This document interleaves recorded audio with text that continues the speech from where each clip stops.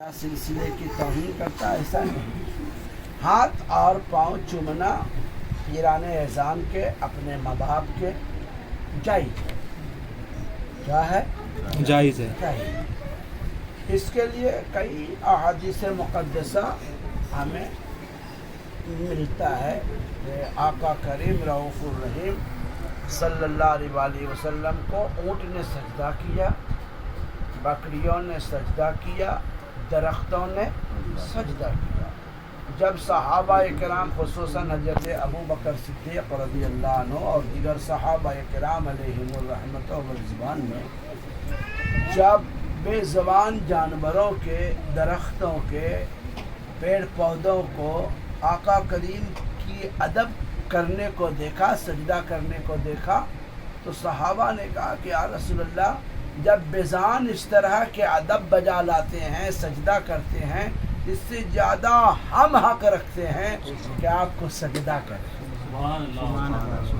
میرے آقا مولا صلی اللہ علیہ وآلہ وسلم تبسم فرماتے ہیں اور ارشاد فرماتے کہ نہ، ایسا نہ کرو.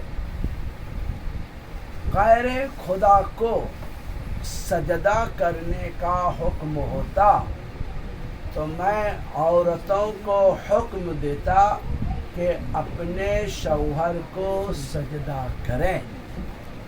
مطلب اللہ عز و جل کے سوا کسی کو سجدہ کرنا جائز نہیں ہے. تب صحابہ کرام رضی اللہ تعالی عنہ ارشاد فرماتے ہیں کہ یا رسول اللہ، پھر تو میں آپ کے دست بوسی اور قدم بوسی کروں. تو میرے آقا مولا صلی اللہ علیہ وسلم نے دست بوسی اور قدم بوسی کی اجازت دی. قدم بوسی، ماں باپ کے قدم چوما جا سکتا ہے، استاد کے، پیر کے قدم کو چوما جا سکتا ہے. اب چونکہ علماء کرام فرماتے ہیں کہ ضروری نہیں ہے تو کیوں چمبانا، پلس کہ جیسے تم چومتے ہو تو سجدے کی حیت بن جاتی ہے.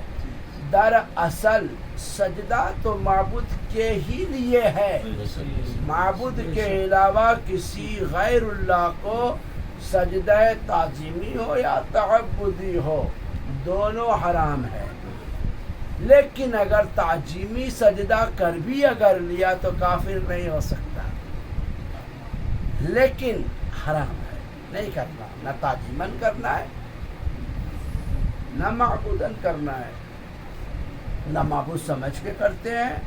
اور صوفیاء کرام جو خصوصاً پیران اعظام کے کرتے ہیں اور اسے اہل سنت والجماعت کے، غیروں کے تو عقائد کی ہم تذکرہ ہی نہیں کر سکتے کیونکہ یہ سب ریجیکٹ مال ہو چکے ہیں. ہمارے عقیدے سے ان کا کوئی تعلق تو ان کو اپنے دلیل بنانے کی ضرورت نہیں ہے. ہمارے اہل سنت والجماعت کے علماء بھی ایسے ہی ذہن کے ہو گئے کہ سجدہ کرتے اللہ کے سوا. جب سجدہ جائز نہیں تو کوئی مرید اپنے پیر کو سجدہ کرتا ہی نہیں ہے. ہم لوگ تو کبھی کسی کو نہیں دیکھا کہ اپنے پیر کو خدا سمجھ کر وہ سجدہ کر رہا ہے. پاؤں کو چومنا، قدم بوسی کرنا لازماً مریدین، متقیدین، متوسلین کو دیکھا کہ وہ قدم بوسی کرتے ہیں، لیکن خدا سمجھ کے نہیں کرتے، غیر اللہ سمجھ کر، عبداللہ سمجھ کر، اللہ کا بندہ سمجھ کر کرتے ہیں. جاہل سے جاہل لوگ بھی اپنے پیر کو خدا نہیں سمجھتا ہے، کیونکہ اللہ تو اللہ ہی ہے، اس میں کوئی بدل نہیں. بندے کی حقیقت کتنی، بندہ سجدہ نہیں کروا سکتا، لیکن قدم بوسی کرنا ہر اعتبار سے جائز ہے. وہ جو کہتے ہیں کہ سجدے کی حیت بن جاتی ہے، سجدے کی طرح بن جاتی ہے، اور لوگ کہتے ہیں کہ سجدہ کر رہے ہیں، نہیں، بالکل نہیں. جو سجدہ ہے ہی نہیں، جائز ہی نہیں، تو وہ بندہ کرتا ہی نہیں ہے. اور یہ جو غلط دلیل تعبیر کرتے ہیں سجدوں سے، یہ بھی انہیں بولنا جائز نہیں ہے، کیونکہ قدم بوسی تو کرنا پہلے بھی جائز تھا اور اب بھی جائز ہے. لہذا قدم بوسی میں کوئی کراہیت نہیں ہے.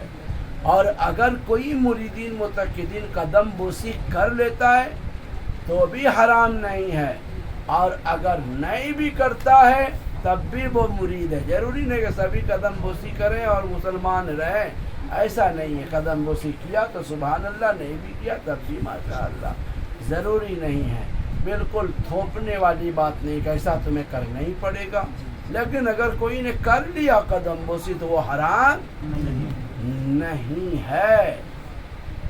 اللہ تبارک و تعالی ہمیں صحیح اور سچی بہتر سوچ عطا فرمائے۔ لہٰذا آپ جب بات سوئیں آپ لوگ تو باوجود سوئیں، بغیر وجہ ہرگز نہ سوئیں۔ جب آپ رات کو جلدی سویا کریں، جلدی اٹھا کریں، صبح کی نماز لازمی پڑھا کریں۔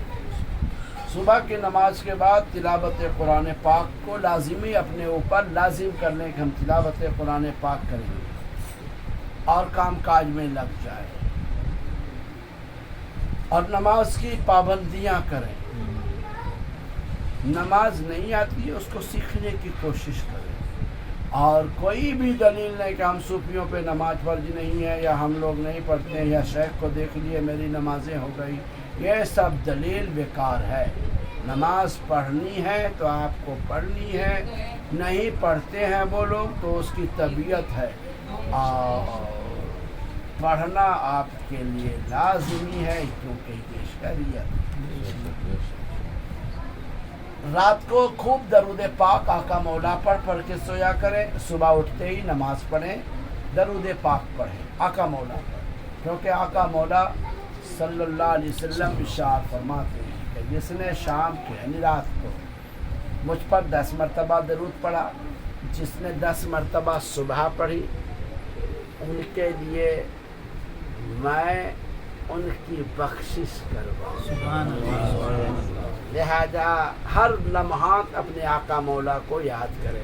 جب میرے آقا مولا نے درود کی فضیلت میں کئی حدیث بیان فرمائی میرے آقا مولا نے، تو صحابہ اکرام میں اس طرح کے جذبہ طاری ہوا کہ صحابہ اکرام طے کر لیا کہ ہم ہر وقت آقا مولا پہ درود ہی پڑھتے رہیں گے۔ لہذا درود شریف دعا سے پہلے، دعا کے بعد، اٹھنے سے پہلے، سونے سے پہلے، اٹھنے کے بعد، یعنی درود پاک کی کثرت کریں۔ انشاءاللہ تبارک و تعالی مانگنے کی بھی ضرورت نہیں، اللہ تبارک و تعالی دل کے خطرات سے بھی باقی ہے۔ ہمیں من میں کیا باتیں آنے والی ہیں ابھی ہم نہیں جانتے، لیکن اللہ جانتا ہے۔